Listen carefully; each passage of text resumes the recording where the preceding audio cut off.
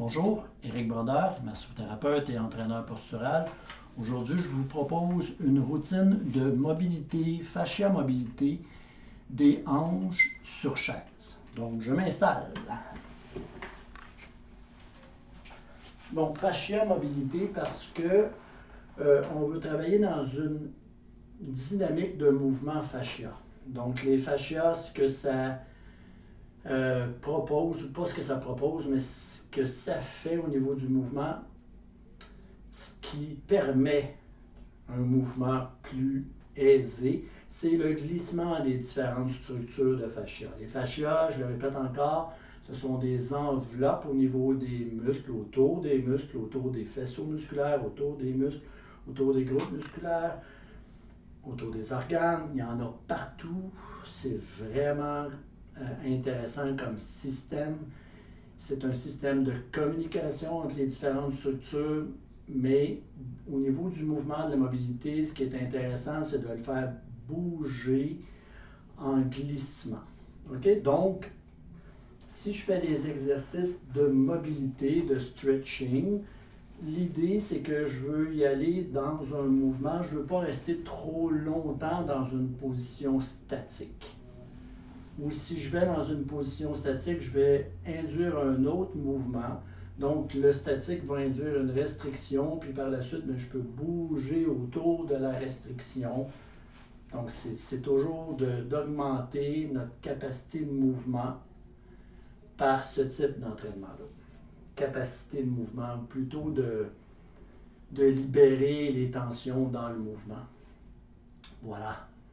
OK, donc, on commence la petite routine avec les pieds qui sont quand même assez distancés. Et je m'en vais seulement qu'avec un genou vers l'intérieur, l'autre jambe reste fixe, puis de façon alternée. On y va avec un genou à la fois vers l'intérieur. Donc de cette façon-là, je suis en rotation interne au niveau de la hanche. Je suis en rotation externe, excusez-moi.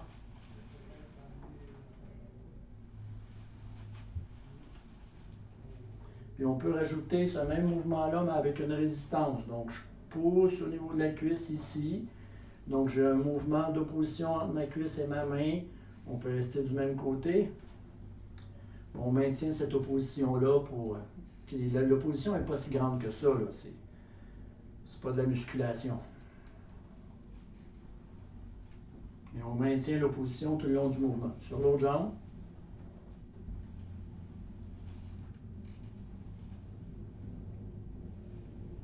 Donc avec les mouvements de rotation externe de la hanche, comme ça, on vient travailler la région autour du moyen fessier qui s'attache au niveau du bassin, au niveau du sacrum, au niveau de notre, notre fémur, et avant de s'en aller, s'emboîter dans la hanche. Donc le moyen fessier va s'attacher dans cette région-là. Donc avec ce mouvement, on travaille les fascias autour de ces muscles-là.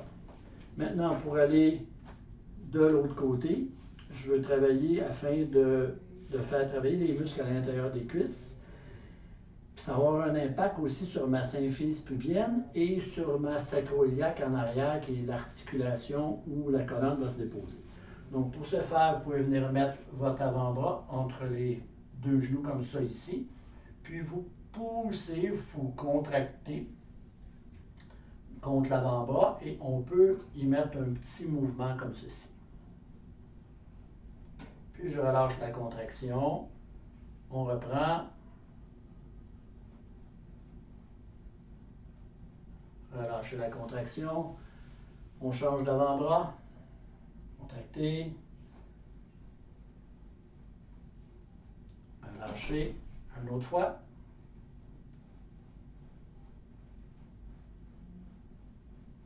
Donc en même temps qu'on vient solliciter un réveil musculaire des muscles ADD, l'exercice précédent c'était un travail musculaire des adducteurs, là c'est des adducteurs, les muscles qui ferment les cuisses. Le prochain c'est pour aller en rotation interne de la hanche. Je me trompe toujours entre interne et externe, ça doit être une forme de dyslexie. Donc, j'amène le genou, le pied sur le genou. OK. Et puis ici, je peux faire juste mon mouvement comme ça, à partir du genou qui dirige. Donc, dans cette position-là, je vais travailler autour de mon grand fessier, un muscle plus profond qui se nomme le piriforme. Donc, vous pouvez aller googler, histoire de voir les images. Et on peut y aller encore une fois avec l'opposition. Donc, je mets ma main à l'intérieur de la cuisse, je résiste. Là, maintenant, je vais résister avec la main. Là, je résiste avec la jambe. Donc, toujours une résistance durant ce mouvement. Et je peux rajouter autre chose. Donc, à partir de l'articulation de mes hanches, dans cette position-ci, je m'allonge la colonne et puis je penche vers l'avant. Je reviens, j'allonge la colonne et je penche vers l'avant. Encore une fois, allonger, pencher. Donc, le mouvement, il provient vraiment de l'articulation des hanches, comme si c'était une penture.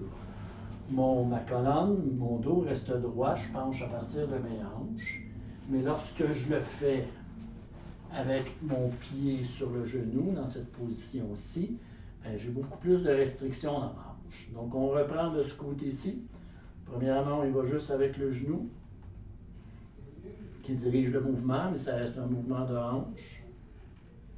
Puis, on peut rajouter l'opposition. Donc, c'est une légère contre-force entre la main et le genou.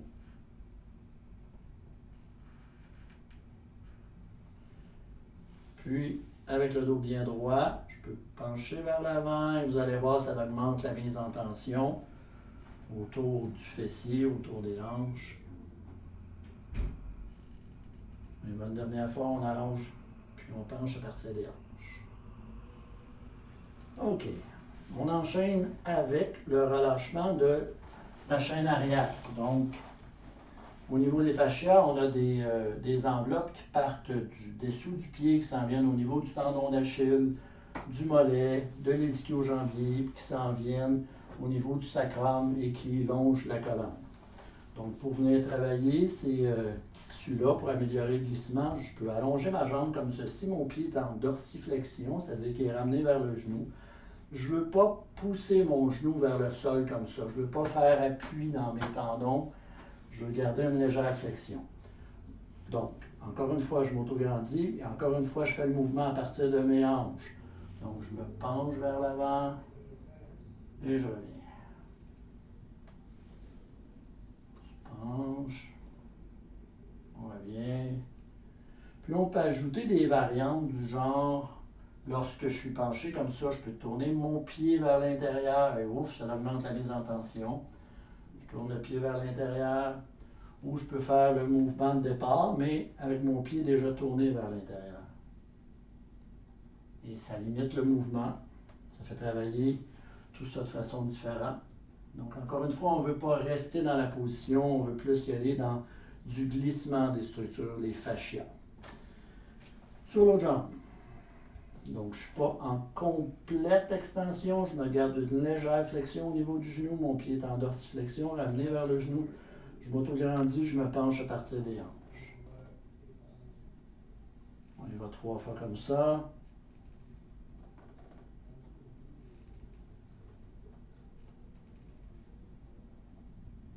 On peut ajouter avec le pied tourné vers l'intérieur, ce qui augmente la mise en tension au niveau de la hanche. Mais même, moi, dans mon cas, jusqu'au niveau du mollet. Et voilà. Puis, un petit dernier pour cette petite routine de mobilité, fascia mobilité autour des hanches. Il s'agit d'aller travailler la région du psoas, notre psoas qui est souvent contracté. Le psoas, c'est un muscle qui s'attache à l'intérieur de la cuisse, ici sur le petit trochanter. J'ai mon fémur, j'ai une petite bosse à l'intérieur, qui s'attache juste ici. Ça en va au niveau de l'iliaque, qui est un autre muscle qui longe l'os iliaque. Donc, on appelle le psoas iliaque parce que justement, il vient se coller, se marier à l'iliaque. Puis ensuite de ça, il s'en vient au niveau des lombaires, les 5 lombaires, à l'avant, mais latéral à la fois. Et c'est un stabilisateur de la colonne lombaire, mais c'est aussi un des principaux fléchisseurs de la hanche. Donc, pour le travailler, parce que trop souvent, on est en flexion, hein, on est assis à l'ordinateur, on est assis dans l'auto, on est assis en train de manger. Le psoas, il est comme plus restreint dans son action, donc on va aller lui donner un petit peu de mouvement. Ce qu'on peut faire, c'est de venir allonger la jambe. Donc, je suis là, au lieu d'être en flexion, je vais être en extension au niveau de la hanche. Pour avoir une continuité, je vais être sur le revers de mon pied. Et puis, dans cette position-ci, ce que je peux faire, je peux y aller juste en avançant mon os pubien, puis en relâchant. Vous allez le sentir beaucoup dans cette région-ci. Je fais juste basculer mon bassin pour avancer mon os pubien, puis je relâche. Je bascule pour avancer l'os pubien, je relâche. Je bascule. Et on peut rajouter des mouvements avec le bras, comme ceci. On peut en profiter aussi pour travailler deux chaînes à la fois. Donc, j'ai ma chaîne avant qui passe dans cette région-ci, puis je peux aller travailler ma chaîne latérale en rajoutant le mouvement avec le bras qui passe au-dessus de la tête, comme ça ici pour aller sur le côté.